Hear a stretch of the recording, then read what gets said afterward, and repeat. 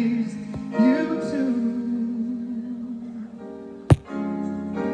Your grace and mercy brought me through.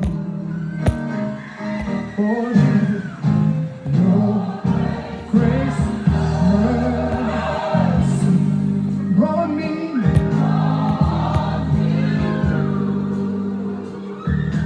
I live in this moment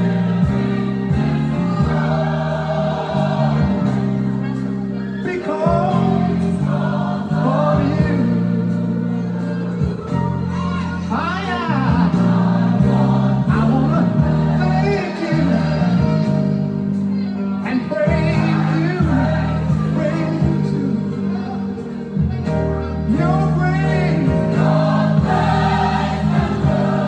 and mercy, oh Lord, yeah, brought me through. Thank you for saving a sinner like me to save the world. Salvation is free. There were times when I just didn't do right. But you watched over me, for me at night. Your grace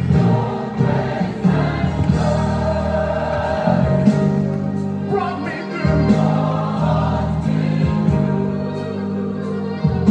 I live in this moment because of you.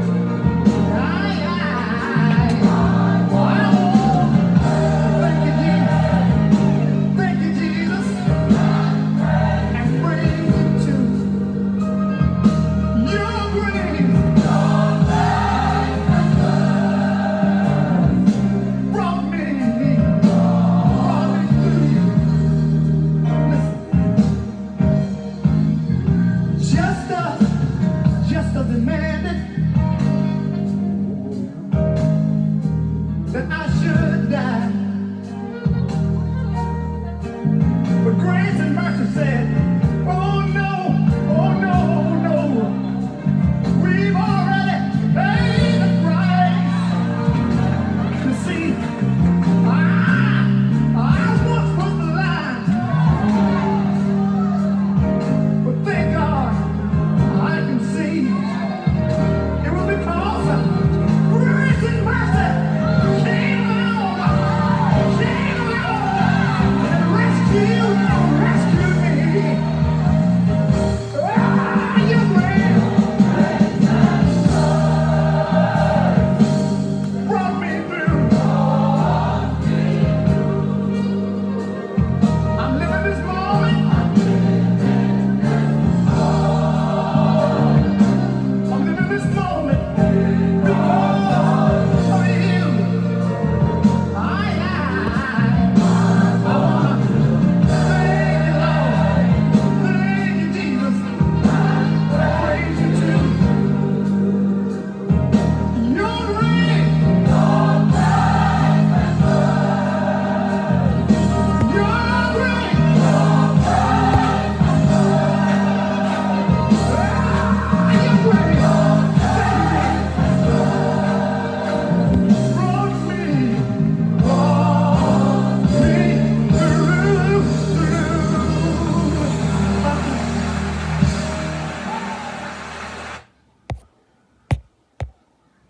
Good morning. Welcome to the San Antonio District Virtual Worship Experience. And surely it was God's grace and mercy that brought us through. And we are excited that we stand now in the second Sunday of January, brand new year, third Sunday. We are excited about all that God will do as we continue this journey. It is the third Sunday in January. And so we thank God for allowing us to be here today. Scripture text for today is 1 Thessalonians chapter 2, verse 5. 1 Thessalonians chapter 2, verse 5. The text says, "You know we never used flattery, nor did we put on a mask to cover up greed. God is our witness." And so for a few minutes today, I want to use for a subject, God is our witness. God is our witness. We thank God that as we do what we do day by day, He continually gives us what we need. And I want to acknowledge that doing virtual worship services always comes with a few challenges. And there are times when people are trying to dial into the service and they disrupt the service because they dial the wrong number or they dial my actual cell phone number. But be that as it may, God provides us with everything that we need. And so when I read this text, it reminded me that a number of significant concerns appear in Paul's letters to the Thessalonians. But we will focus on one, and that is discouragement or disappointment. Discouragement, disappointment. Let's look at their discouragement. Usually, when Christians have believed that Jesus' return was just around the corner, they have inevitably been discouraged because Jesus has not appeared. In Thessalonica, many believers had oriented their lives around the immediate return of Jesus Christ. They had suffered and given up much for the sake of Christ. Yet, as the months went by, not only were they disappointed, but to make matters worse, a number of believers passed away. Those who remained alive worried about the eternal fate of the departed believers. This confusion led to doubts, and doubts led to discouragement. Listen to the way Paul gently corrected them in 1 Thessalonians chapter 4, verses 13 and 14. "We do not want you to be ignorant, brothers, about those who are sleeping, lest you grieve like the rest who have no hope. For if we believe that Jesus died and rose again, so we also believe that God will bring with him those who have fallen asleep in Jesus." And so Paul assured the Thessalonians that although the departed saints had died physically, they were still alive with Jesus Christ, and they would accompany Jesus when he returned. It's always important to confront misinformation with the truth. I need to tell you that a lot of us are disgusted and disappointed and on the verge of discouragement in how America appears to have lost her way. From day one, flattery has been used to deal with Donald Trump, and Trump has not hidden his ego throughout his decades-long failed business career. His name is his brand and is plastered on buildings around the world. His campaign regulatory filing valued it at $3.3 billion. Trump has also fashioned himself a deal maker of historic proportions since his earliest days on the New York real estate scene. Someone who knows when to push the person across the table because he understands people. He has even mentioned his history as a deal maker to seemingly explain why flattery could work well on him. Russian President Vladimir Putin praised Trump as bright and talented. During the 2016 Republican primary, Trump called the comments a great honor. Trump said, "I know people because deals are people. If Putin respects me, and if Putin wants to call me brilliant and other things that he said, which were frankly very nice, I'll accept that," Trump said, "and I'll accept that on behalf of our country, because if we get along well with Russia, that's a positive thing." I need to say, no matter how many masks we try to put on it, it cannot hide the vanity and greed of Donald Trump. And I think about all the lying prophets that told Trump that God told them he would be president for 8 years.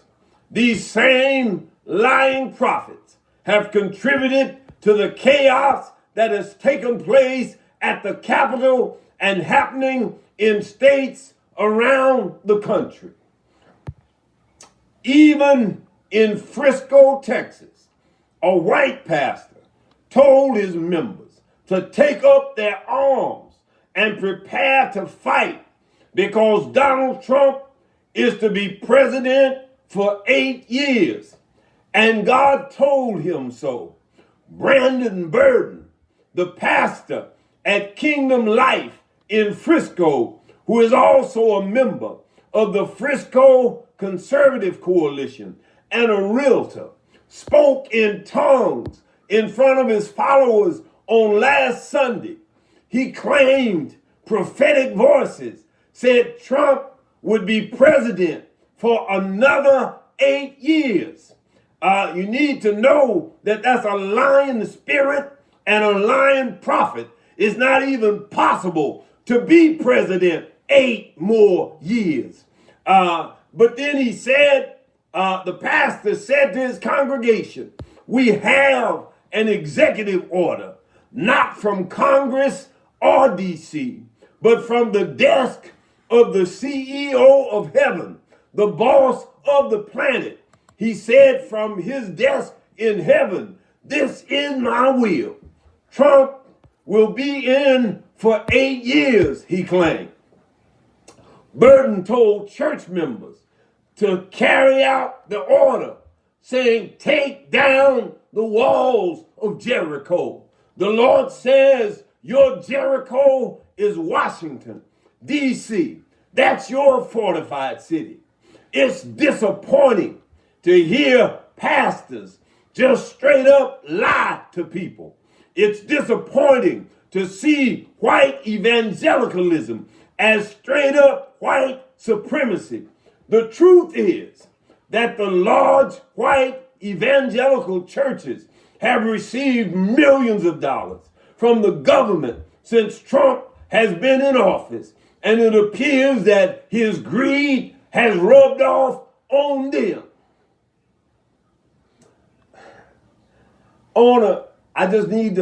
I gotta say this, because this has been some kind of week. As I watched the second impeachment of Donald Trump in the House of Representatives, I was appalled and terribly disappointed at how some of the Republican representatives refused to wear a mask to protect others from coronavirus, but still wear their mask of untruth to protect Donald Trump, and willfully hide the truth and deny the reality that had them in hiding for their lives on January the 6th.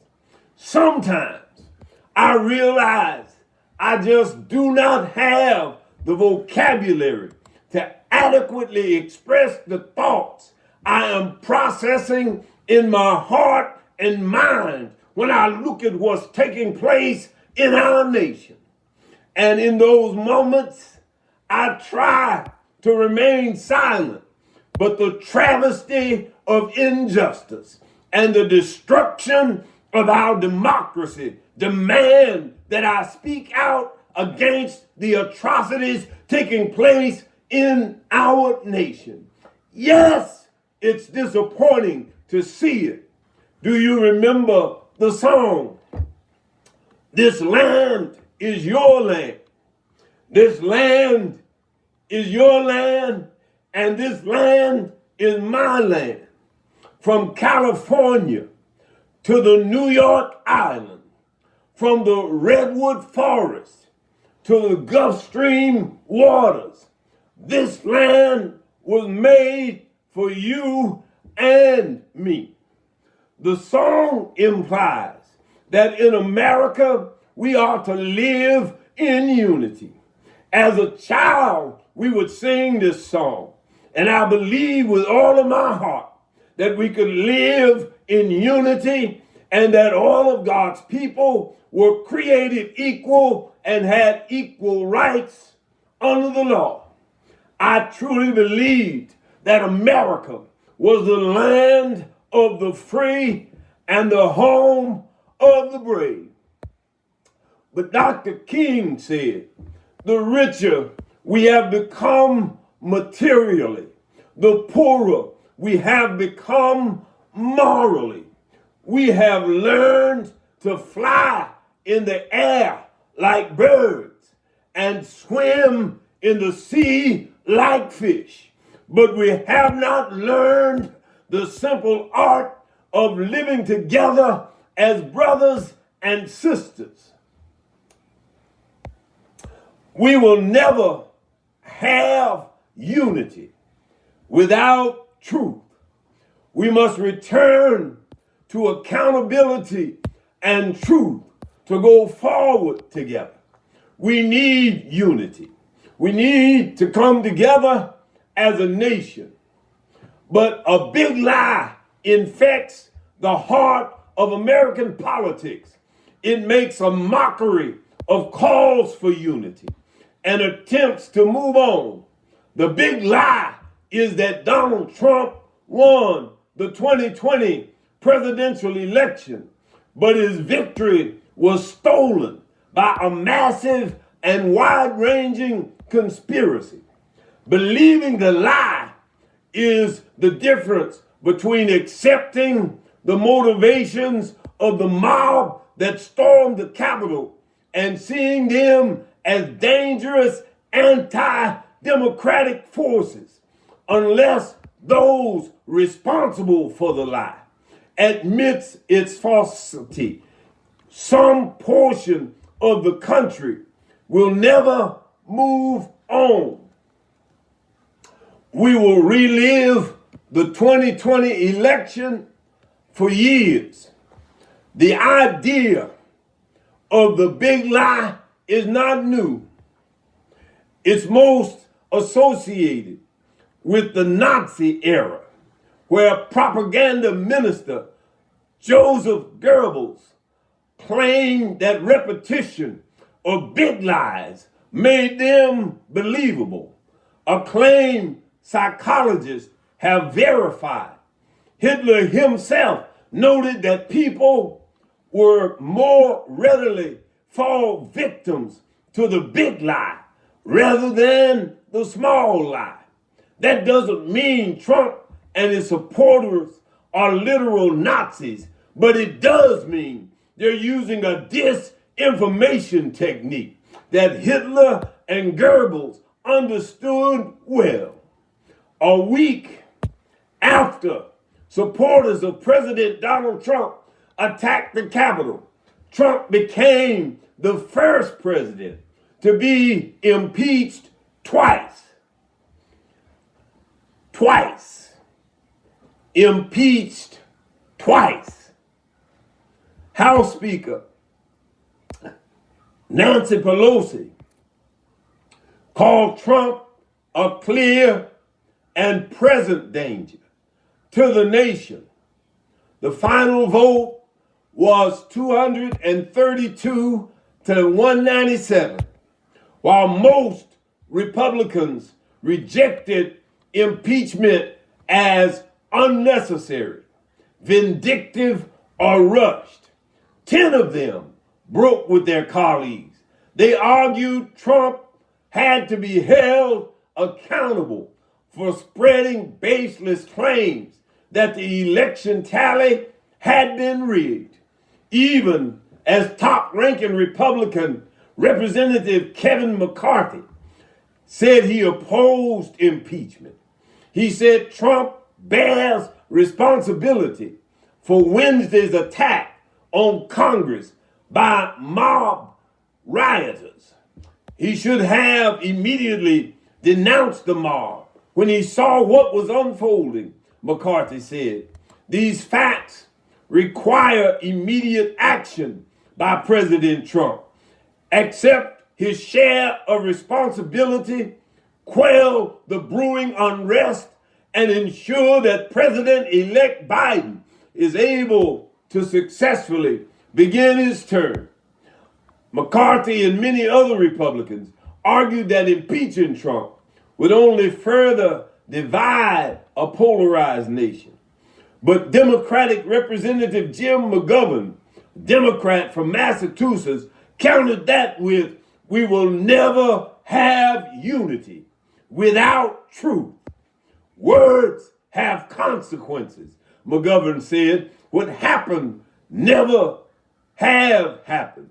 If anybody stood up in unity and called out the president when he was not telling the American people the truth, when he was pushing a big lie because of lies and falsehood and people trying to flatter Donald Trump, police in Washington, D.C. on Friday arrested a Virginia man who allegedly tried to pass through a security checkpoint with an unauthorized inauguration credential, unregistered handguns, and more than 500 rounds of ammunition.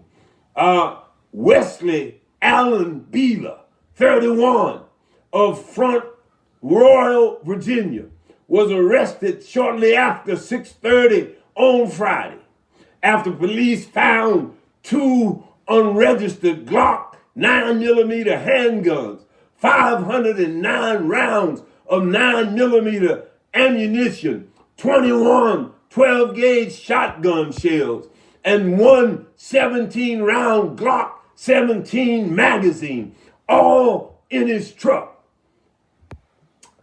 There are some crazy people out there, and they are listening to the big lie, and it's causing them to want to do harm to the American people. Flipping the page, the United States government on Friday night, executed Dustin Higgs, the 13th federal death row inmate to be executed since the Justice Department resumed federal capital punishment in July of 2019 after a 17-year gap at the federal penitentiary in Indiana. The Supreme Court declined to stay the final execution under the Trump administration, despite an appeal from Higgs' attorney, Sean Nolan.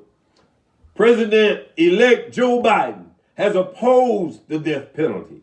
Higgs, along with 2 other men, was convicted of kidnapping and murdering 3 women in 1996. He has maintained his innocence of the murder, proclaiming with his final words, "I'd like to say I am an innocent man. I did not order the murders." Nolan argued the execution should be delayed because Higgs was recently diagnosed with COVID-19, and also that he was unfairly sentenced, considering the actual gunman is serving a life sentence. He did not get a death penalty. It's disappointing to see that there is no equal justice in America for black people until this day. Higgs's execution was initially scheduled for the 92nd birthday of the Reverend Dr. Martin Luther King Jr. Dr. King's oldest son, Martin Luther King III, wrote an op-ed on Thursday in the Washington Post calling for the end to execution by invoking his father's words from 1957 when asked if God approves of the death penalty. I do not think that God approves the death penalty for any crime. Capital punishment is against the better judgment of modern criminology, and above all, against the highest expression of love in the nature of God, Dr. King said. So we have these conflicts that occur between who we say we are and what we do, and that's disappointing. But God is our witness. Let me go to the text. When Paul preached to the Thessalonians, false prophets gave conflicting messages. Unlike those false prophets, Paul did not try to win the Thessalonians by flattering them, nor did he try to line his pockets. Paul knew his conduct was pure, and he called upon God as his witness to this truth. And my brothers and sisters, I need to tell you that in this season, God is our witness. He sees what we do and knows our motivations. He knows our motives, and he knows us. So be careful that you don't become conflicted in your souls by all the lies and distortions and flattery that's taking place in our society. Jesus also warned about those who taught fake spirituality for selfish reasons. He said, beware of false prophets who come to you in sheep's clothing, but inwardly are ravenous wolves. The Apostle John sounded a similar alarm. In 1 John 4:1, he wrote, "Beloved, do not believe every spirit, but test the spirits to see whether they are from God. For many false prophets have gone out into the world." Paul also urged the Christians at Rome to be on guard against self-serving greedy deceivers. He wrote, I appeal to you, brothers, to watch out for those who cause divisions and create obstacles contrary to the doctrine that you have been taught. Avoid them, for such persons do not serve our Lord Jesus Christ, but their own appetites, and by smooth talk and flattery, they deceive the hearts of the naive. Paul's ministry at Thessalonica stood in stark contrast to the actions and motives of those false teachers. When you do the right thing, it usually stands in stark contrast to those around you because too many people are improperly motivated. The Republican Party has fallen in love with power and is not demonstrating that it cares at all about the lives of millions of suffering people in our world. The power of love can heal a sin-sick world. There is a saying that when the power of love overcomes the love of power, the world will know peace. We have some overcoming to do. Yes, God is our witness. At no time did the Apostle Paul and his team use manipulation to achieve God's purposes, as Paul explained in other passages. And I've just got to tell you that the American people have been lied to and manipulated for the last 4 years. And enough is enough. We must hold the liars accountable and make sure that we strive to elect men and women who are motivated by God to serve this present age and do the right thing to help the people of God overcome the difficulties and the challenge being faced because of COVID-19 and the havoc that has been wreaked on us by the failure of the Trump administration to take any precautions to protect us from the pandemic. And oh, my brothers and sisters, dear preacher, dear teacher, church leader, why do you do what you do in the church of Jesus Christ? The world sees what we do, but God sees why we do it. God is our witness. It's disappointing to see how white nationalists try to call their insurrection a peaceful protest. Dr. King said, life's most persistent question, what are you doing for others? I believe that to teach generation of humankind is given one or two rare spirits. Each generation of humankind is given one or two rare spirits, touched by some divinity, who see visions and dream dreams, committed to something outside themselves and beyond the orbit of ordinary lives. They serve their fellow men and women as the movers and leaders of social change.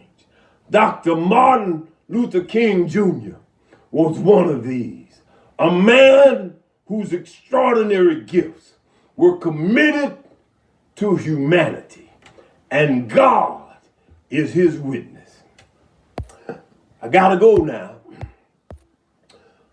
An apostle of nonviolence, Dr. King was. Nevertheless, a militant activist.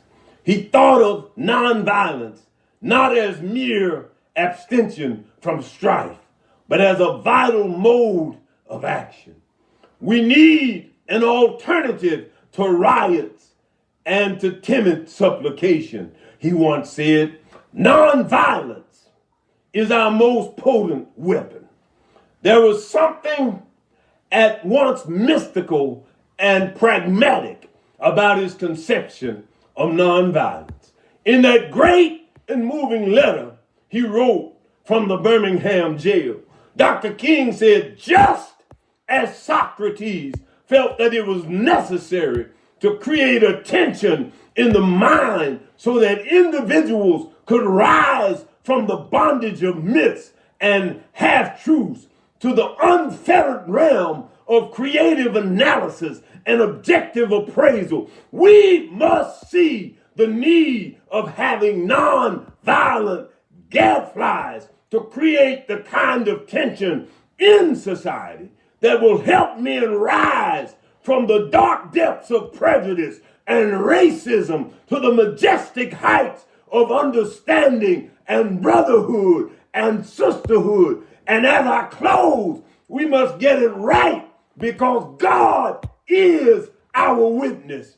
Black people are historically nonviolent, and white people have a history of violence. Black people are calling for peace, and white people are being called to bear arms and invoke violence across the country. Even white evangelical pastors are calling for their members to lock and load and get ready to do violence. It's disappointing to see white pastors calling for violence in the streets, and especially at the capital of the United States of America. But don't get weary, my brothers and sisters. God is still on the throne. Don't be disheartened. And remember, people can only be who they are. Don't be discouraged. God will take care of you. Yes, it's disappointing, but hang in there. I assure you that we will get to the promised land. One day, we will see liberty and justice for all. One day, we will be able to sing it, and it will be true. This land is your land. This land is my land. From California to the New York Island, from the redwood forest to the Gulf Stream waters, this land was made for you and me. God is our witness.